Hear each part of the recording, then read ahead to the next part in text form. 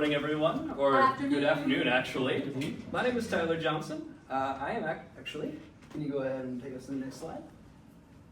So I'm a physics student here at FSCJ, and I'm also the owner, founder, and head maintainer for a project called Einstein Engines. Go to the next slide. And Einstein Engines is a open source coding project for a video game called Space Station 14. Now, I have a couple terms I need to explain first before I really get into the rest of this presentation. What is open source first?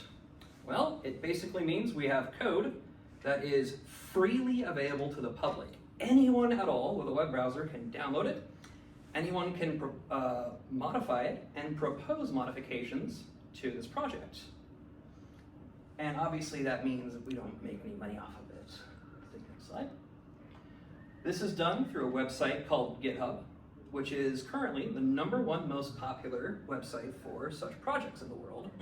In fact, used by 200 million people. I grabbed this from GitHub itself. Slide. This is actually a fork of the game. So because the original game is itself open source, anyone is also allowed to make a copy of it, and they can make changes to their copy without needing to propose changes to the original. And people can work together on either the original or forks. And modifying the fork doesn't modify the original. This can be useful if you have like disagreements with the original's design direction and such. And check the next slide. Doing so is done by submitting a pull request. I have a certain amount of code that I want to change. Here's my request for changes. Maintainers from this code base will look at your changes, decide if they're terrible or not, decide if they're good, or if they need changes to make them better. And then if they're all good, they hit the green light and accept it, and now it's part of the game. Just like that with a snap of a finger. This game is written in a language called C#, which is currently, might be mistaken on this, I have not fact-checked this, I'm certain is the most popular programming language for video games. Do not quote me on that. It is very beginner-friendly. Like I said, I can teach anyone this language. Even someone with no programming experience whatsoever. For example, I can teach you, every single person in this room, how to write code like this. Do not write code like this. This is terrible. Let's take the next slide. This game is made both of C# and something called Microsoft's .NET, which is essentially a library of functions and programs used to actually make the game. You write it in the language.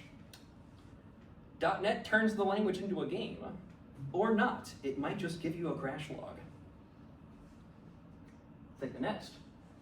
And this game in question is actually a game called Space Station 14.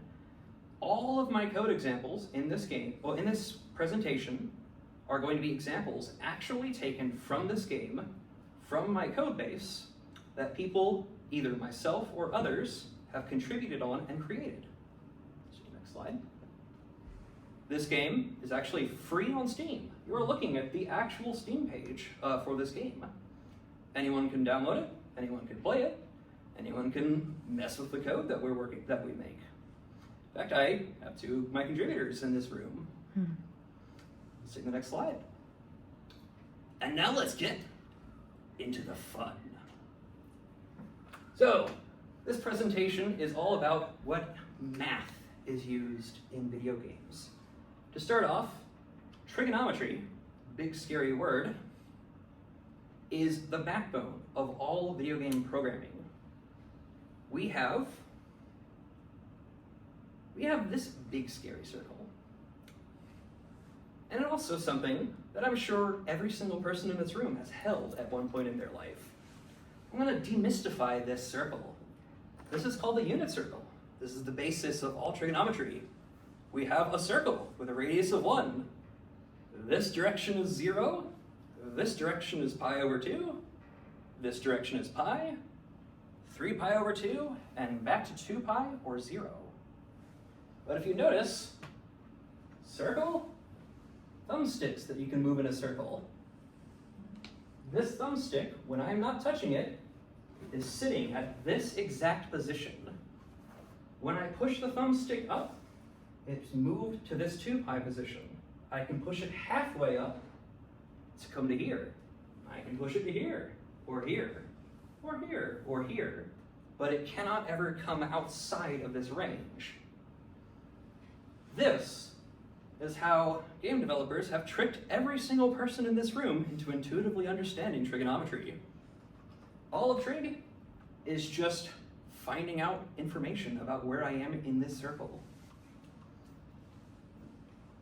Using this information, we have a direction, which is this angle. These are cuts of pi. And we have a distance, traditionally between 0 and 1. A vector is typically the x value and the y value. In some cases, it can be extended to more than that. We could have a z value. We have x, negative y, y, and z. But this game isn't going to use z, so I'm not including it. Let's take the next slide. And video games are typically coded in a coordinate grid. You can imagine that this character is sitting in some specific location of the world. But the easiest, simplest way to describe this location is to pick the center of the entire video game world and describe how far away he is from that center. This man is exactly -2 meters left, -2 meters down from the center. But this vector doesn't just contain positional information. It contains his angle relative, the slope of that, distance, and we can mess with these. Hit the spacebar for me. This is an operation simply called a transform. I have moved this man by a set distance by simply adding a new vector. And it's very easy. X plus x, put it in the x. Y plus y, put it in the y. New position. But there's even more we can do with this. Because a vector is both a direction, and in trig, we will traditionally describe it as a distance in this direction. If I have a direction of pi over 4, which is that way, by the way, and I have a distance given as 20, the end position when I do the trig math. By the way, there is nothing magical about this function. Cosine takes an angle, a direction, pi over 4, and tells me where it is on the x-axis. Sine takes that same angle, tells me where it is on the y-axis. X, y, here. But then we multiply that end result by this distance. Traditionally, they say it's a distance, but for my math, I'm going to call it a force. So this is the basis of how we code physics in games. By using vectors as a carrier for an amount of force or all kinds of other variables. I'm going to write this down real quick because we're about to use it. Cosine theta, sine theta, theta just being a symbol that means angle. Which way am I pointing on that circle? Assuming the full length of the circle is equal to 2 pi times the radius of 1, so you can ignore the r, times a. This is the traditional format, and one we're going to mess with. As you can see, I've marked here, we have a magnitude of 20 meters per second. Go ahead and hit the spacebar for me. He has now been thrown across the room. Let's hit the spacebar again. Now, as I've talked about, we have all kinds of really exciting things we can do if the end point of a physics system is allowed to be substituted for A. And I have a demonstration for all of you of the nonsense I've spent the past year coding. Let's go hit the space bar. Ah! Nope. The space bar did not, in fact, send me to there. Let's start a video.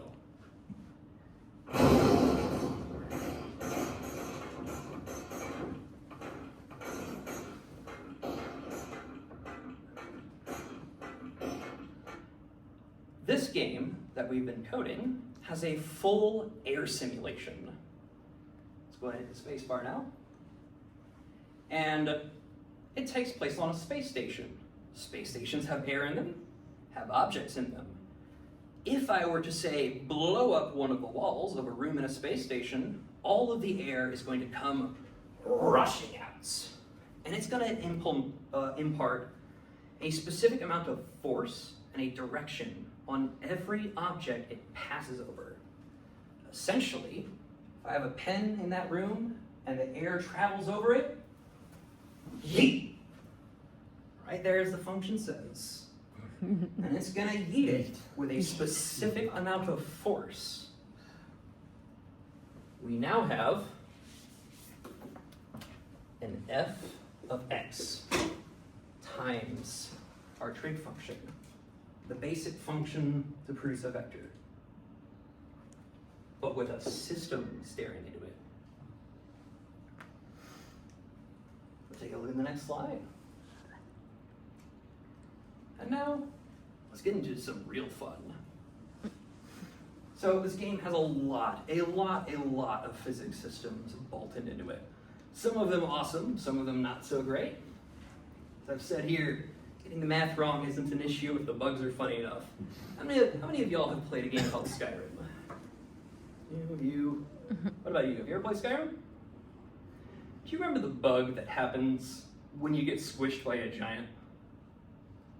The one where you just get sent way up into the air? Oh yeah. If you get the math wrong on a physics system, the game will let you know, usually quite spectacularly. Well, let's see how we can mess with this.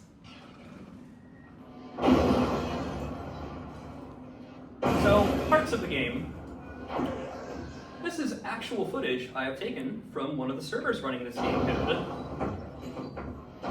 As you can see, something is happening, causing a ton of chaos in the game. That airflow simulation I put in is throwing objects everywhere.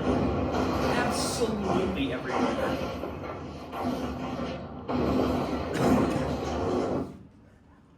Crazy, huh?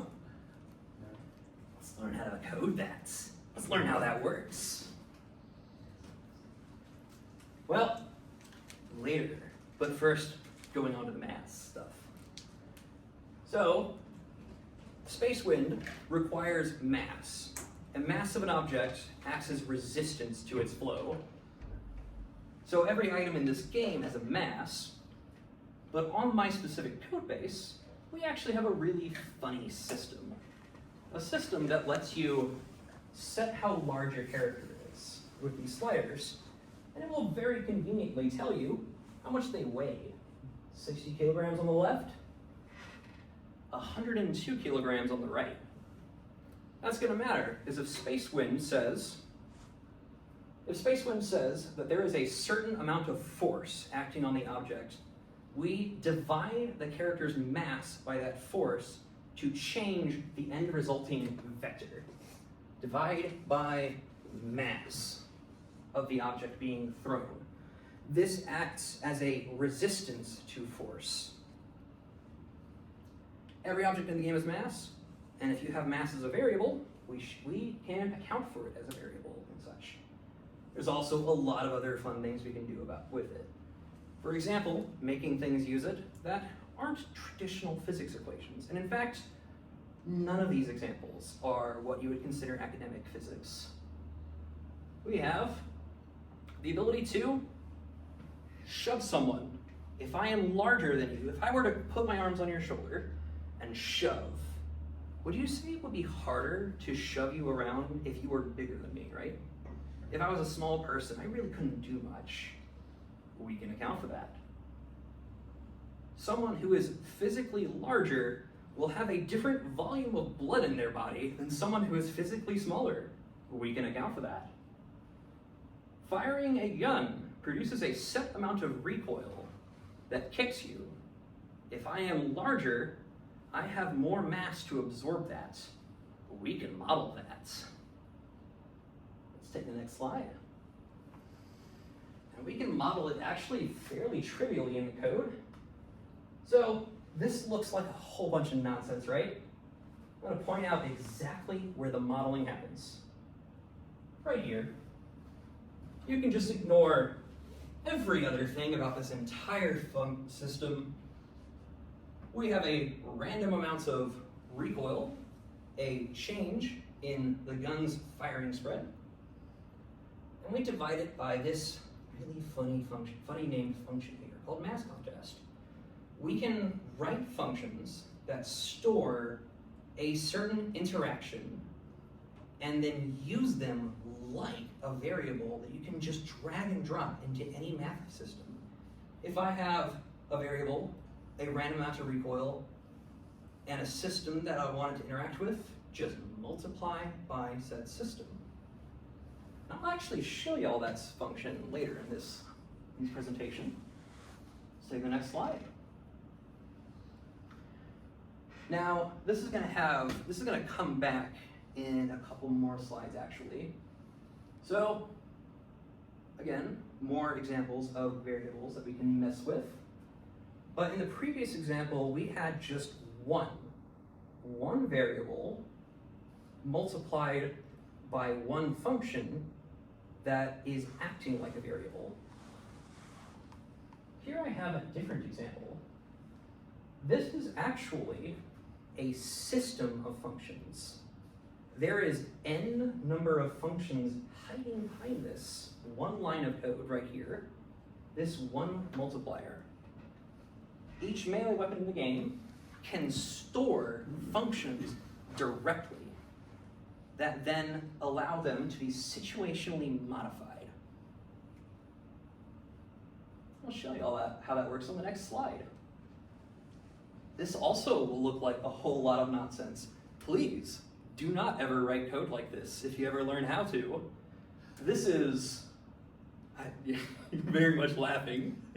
Go ahead, take a picture. I did in fact write this. And no, it was not written by an AI. This is actually surprisingly easy to read. We have a target. We have another target. We have some options. First step, check all the fail conditions. If there is some condition that would make this test impossible to perform, check for it immediately. All of those possible conditions, and the first one it finds that fails, the function is now equal to 1. And there's a very specific reason that matters. Why 1? Because there is actually a mathematical law behind this. It is called the multiplicative identity. If I take any number x and I multiply it by 1, it is going to be equal to that original number, completely unchanged.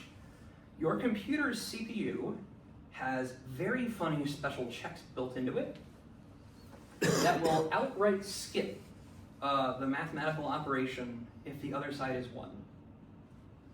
So this is a small optimization in the name of performance. And if any of these checks fail, the first one that fails, skip directly to 1, and then skip it outright.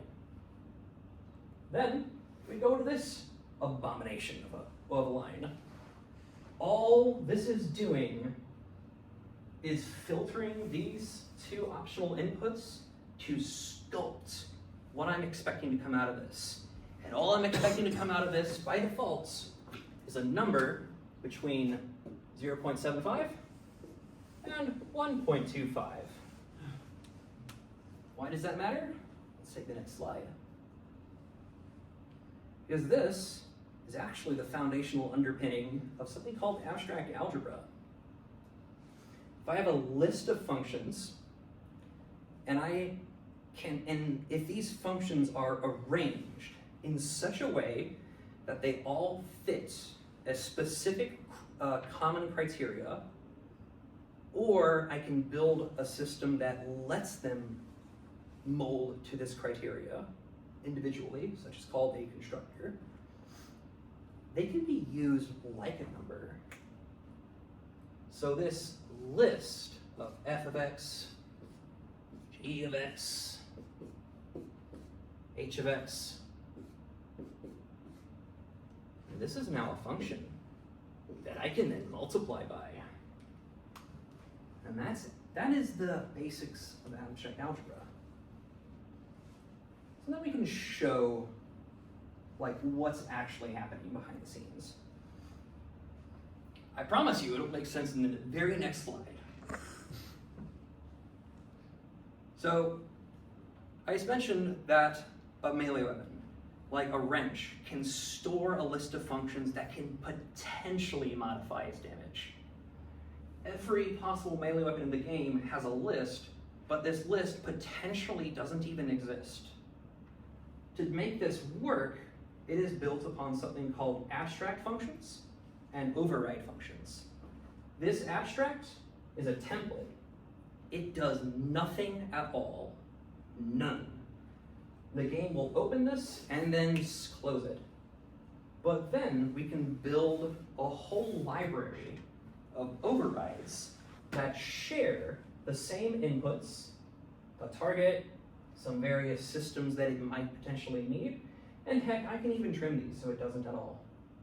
These overrides will share that same template. And because they share this template, the game can now understand that these are one and the same thing and can be used in exactly the same context. What this one does modifies the amount of stamina a player has upon spawning in.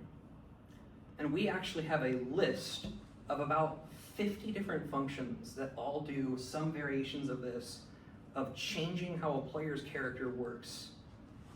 You are looking at a tiny snippet of part of the game that lets players spend points on traits that change how their character works, that thus change how they play the game. And this is how systems like traits in Project Zomboid work. This is all the funny behind the scenes stuff, right? And here's how that, I should mention the original function that these are screenshots of would not fit on this slide at all. But here's where the meat happens. We have a list, and this is essentially the notation for how you read a list in C#. We have a list of functions, and they have a name. We check if these functions meet certain selection criteria. So that thing where I had where we check if any of these fail, we skip it. Get this. This is actually a dynamic list of conditions. Those functions I showed you earlier, we can actually make the protection, the guard clause, this, work like this.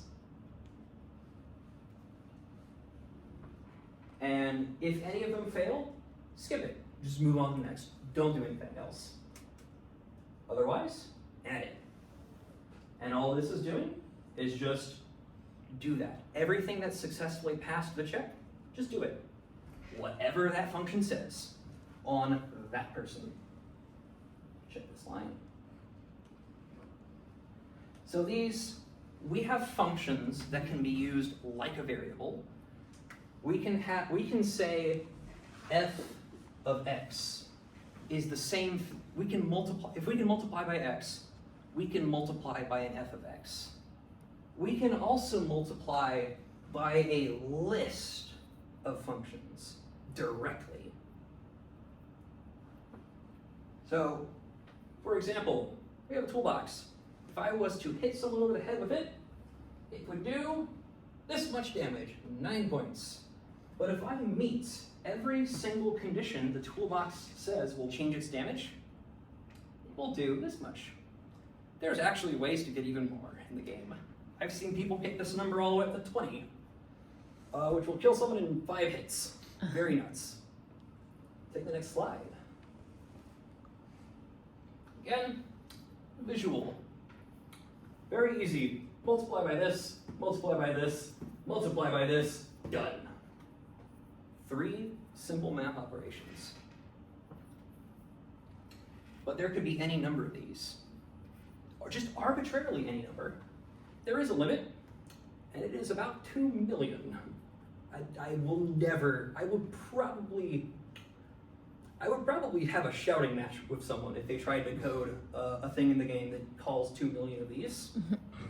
But they can.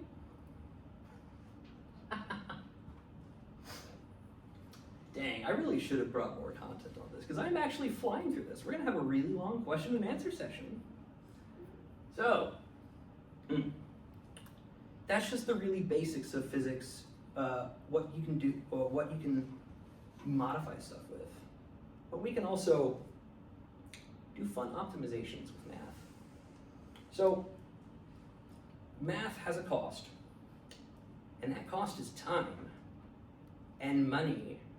If you're wanting to run this game on a server, let's take the next slide. This is not the slide I was expecting, by the way. But this is a fun example of stuff you can do with calculus. That, by the way, is a nuclear reactor about to explode in 10 seconds.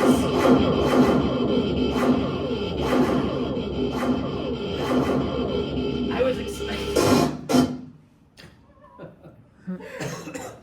All right, jump scared by the nuclear reactor exploding.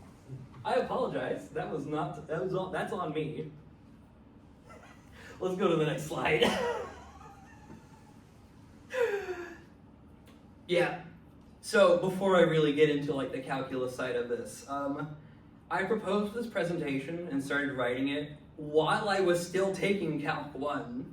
And so I literally was still learning what a derivative was by the time I had to start writing this. And I'm in Calc 2 now, and I have not had a lot of chances to write code using calculus. I have some examples that I can show y'all of some nonsense you can do. Let's take the next slide. I can show you the first example. So when I said that I have a system like cosine theta, let me go back to that vector, sine theta. The original version of this function, because this is actually going back to what I showed y'all earlier with the rushing of air. This thing that throws every object in a room, if the room is exploding, if there's holes going into the space. This system used to be awful. Incredibly awful. It was in fact the 3rd most expensive system to run in the entire game. And the original reason why, and the reason why you really should, if you're wanting to code stuff like this, take math seriously, pay attention to math classes, is because it was several tens of thousands of times a second taking the square root of a very, very large number. A lot. But calculus lets me have solutions that I can take. If I can write down the equation of what it's doing, I can use basic algebra and basic calculus to simplify these and potentially find inefficiencies. Say the end result is I am looking for, in calculus, I'm looking for a amount of air over time, a delta of x over delta of t. A derivative. Real easy way of explaining things for someone who isn't in calculus yet is that how much things are changing at a specific moment in time with a specific amount of time. If I have 1 second of time, I can break it up into 2 individual segments of time, or I can break it up into many segments, arbitrarily however many I want, and I can smooth it doing this. Originally, this was in a single lump sum of movement, about 20,000 newtons of force being thrown into a pen that I then had to take the square root of that force to get it into something sane, because if I just threw 20,000 newtons into a vector without any modification, it's just gonna end up like throwing it at like luminal speeds. So we differentiate it with respect to time. Instead of taking a single lump sum of force, we're dividing it over how many intervals of time the server is running. Traditionally, this is a number between, in this game context, 1 over 20 to 1 over 60, depending on how well the server's running. And this also means, like, if I have more players, it goes down, so it has to do less calculations. If I have less players and can afford the computation time, the server can dynamically adjust to higher smoothness, but at the cost of doing this 60 times more. The original way this set of equations was written was it didn't account for this. So if I had a single lump sum of force that was 60 times what it was originally calculated as, then shoved into here that didn't account for it, it would throw this pen across the room at light speed. This is where calculus comes in. Differentiate it, get a smooth motion. Instead of this pen instantaneously going from one side of the room to the other, it has a smooth arc. And a smooth arc that doesn't cost as much on the server to run. Because instead of square rooting that, we just multiply it by this. And then multiply it by 2 for smoothing. And then divide it by mass. So now the mass of this pen resists the air more than my mass, which is about 75 in those same terms. Let's go to the next slide. We can also do some really fun shenanigans. We can take some systems that have some inefficiencies. This system, before I started using this math to mess with it, originally gave throw directions of north, east, south, and west.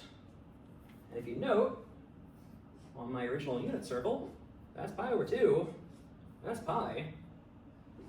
That is 3 pi over 2, and that is pi. That's a very limited number of directions. Imagine if I could only walk this way, or this way, or this way. And now apply that limitation to throwing an object across the room. If I have a wall, let me draw a room real quick. If I have a room that has a hole in it, boom. I have an object at some point in the room. Actually, I'm going to move around here.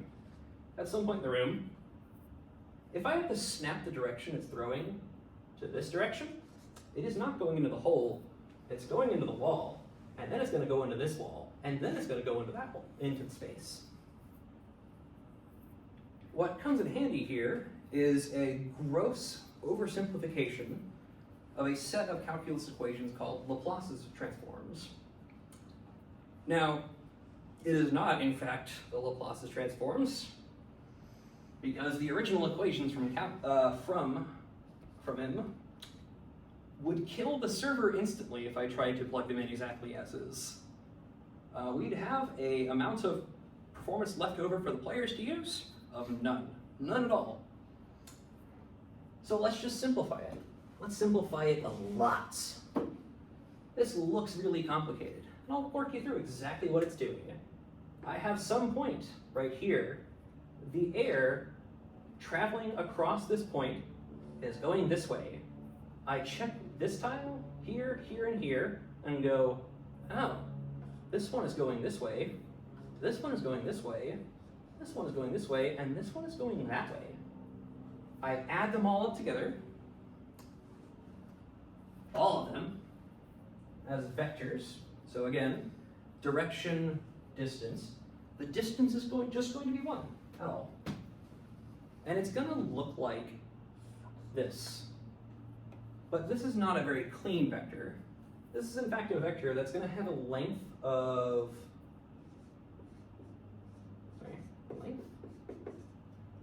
is going to be equal to about 5. About 5.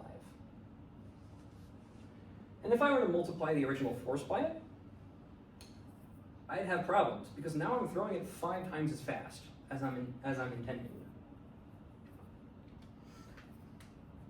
So after we get all of these vectors and add them together, because again, just adding, by the way, 1, 1, plus 1, 1 is just going to be equal to 2 and 2. Add the x, we'll add x to x, add y to y. We then take the length of it, because we can compute the length of it, and actually that's completely trivial to do in this language, and divide it by the length. Now I have a direction with a length of exactly 1. And hey, I have an amount of force, f of x. Actually, by now with the calculus version of it, it's looking like f prime of x, the derivative of this function, multiplied by 1. What is any number multiplied by 1? Just the original number. Instead of length, we now have this inserted back in. Next slide. We can also fix some funny bugs. Again, more funny nonsense. That video of the nuclear reactor exploding was originally going to go after this slide.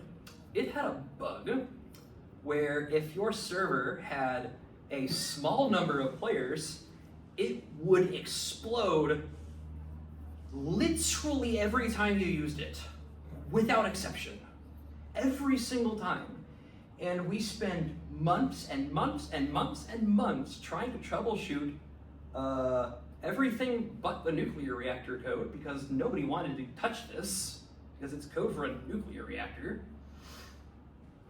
Until finally, I decided, you know what?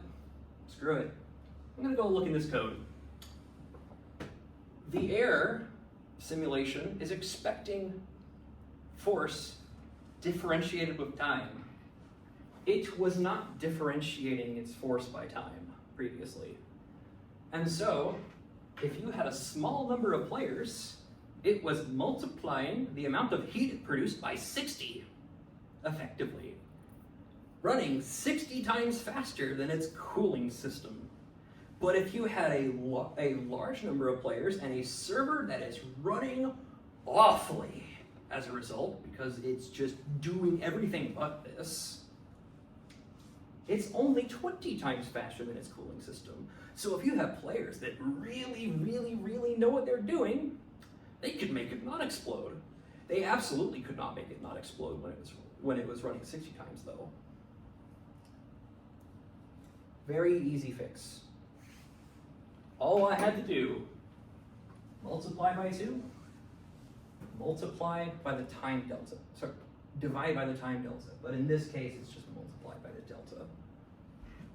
Delta of time. And all that is 1 second divided 20 times in a row. Or 60 times in a row, depending on how good the server's running. That's a very easy fix for a system that all it requires is just, no, I just need to include time, a set amount of time. Let's take the next slide. Now, I mentioned the funny giants bug with Skyrim earlier. Skyrim, a very popular role-playing game, for any of you who have not played it, has a bug called the Giant Space Program bug. There's an enemy in the game called a giant. They have a club.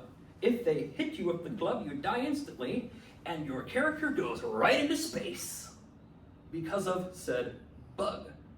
The physics of the game was not written correctly with respect to having objects so large.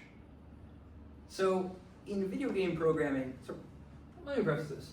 If you're writing code, so if you're writing a physics equation on paper, or on a whiteboard, or on a tablet, or however you like to do your math in your school, if you get your math wrong, it's really not obvious, usually, that it was wrong in the first place.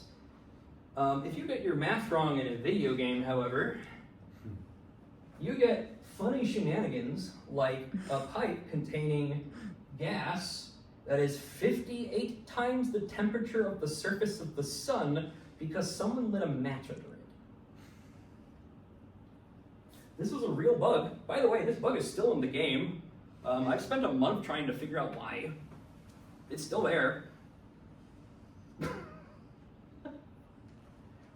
And also, some nonsensical ravings. Right? Yeah. Now, unfortunately, we're reaching near the end of the presentation. I'm drawing things out a little bit. So, C#, the language we're writing this game in, it comes with these special libraries of functions that can be used to do math. If I were to write, for example, math.pow, x, y. This is the same as raising a number to the power of y. And it has notations like this that allow me to code literally any math equation up to introductory calculus. But if I were to go beyond that, things start getting harder. We have functions for, we can take the sine of a number, we can take the cosine of a number, we can take the tan of a number. All of that's acceptable. Build a vector, do all of that. But if I were to go to Calc 3 or start taking physics classes, you'll start getting equations that start asking you to do things that are not possible with just only what tools you're given at the basic introductory calculus level. So we can actually extend that by downloading a new set of functions. This comes from a lovely repository called mathnet.numerics. I actually added this to my to my code just last week, actually. And this can be used to go even further. Have fun with that, with modeling all kinds of whatever equations you learn about in physics. If you're taking physics classes in college, this will let you do it. Anything you see in the textbook, go ahead, crash your server by making it do funny things with imaginary numbers. Like, for example, I mentioned a vector is traditionally an x, a y, sometimes a z. And this funny function down here, this system right here, lets me create a vector with instead of being limited to x, y, z, I can go A, B, C, D, E, N. I can put however many terms I dang well please in this vector and have it be a variable n number of terms. Now, as for what we can do with this, I have a lot of things we can do with this in mind. Unfortunately, I have not programmed them yet and have not had time yet to program them. Maybe more to show next year, actually. Let's take the next slide. So, that's basically all I had available to show y'all. So, in conclusion, let me tell you where you can get in touch with all of this. This is a link to my GitHub organization called Einstein Engines. this is where you can find all of the code we've written, everything we've ever done, and you can also download it yourself. Make your own modifications, make your own contributions. Send a pull request, changing any code you want. Make your code do anything you really want. By the way, this QR code is also that same link. I have myself and a lot of other people on this organization that are all willing to teach basically anyone how to do stuff like this. Anyone at all. Every single person in this room can learn how to code. All of you. And also, feel free to check out the game that I mentioned. It's called Space Station 14. It's free on Steam. You can run it on a potato. And that's really it. Any questions? I've heard that your fork is getting added to Steam. Yes, actually. So the original people who coded this game, because this is a fork of the original code base made by the people who made the game. The people who made the game are kind of jerks. That's why I have a fork in the first place. I have a lot of servers that run my code. Actually, a majority of all servers that play this game, because it turns out being a jerk to everyone means nobody wants to run your code. They took down all of the servers that use my code literally the Christmas week. So we're making a new launcher. It is going to be called Space Station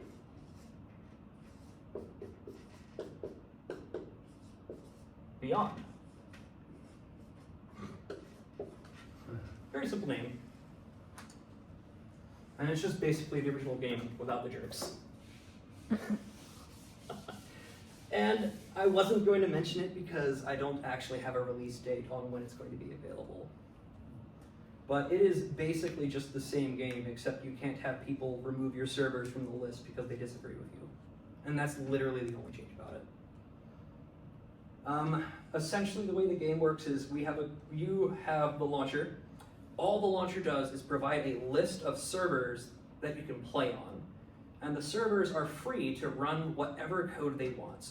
People compete to have the coolest code, to have the coolest features, to have, this is some really cool stuff. Would you like to play this game with that cool stuff? And so they compete to have the coolest stuff and the coolest server. Hence all the forks. Actually, every single one of them usually has their own fork. Yeah, any other? Well, that'll be it then.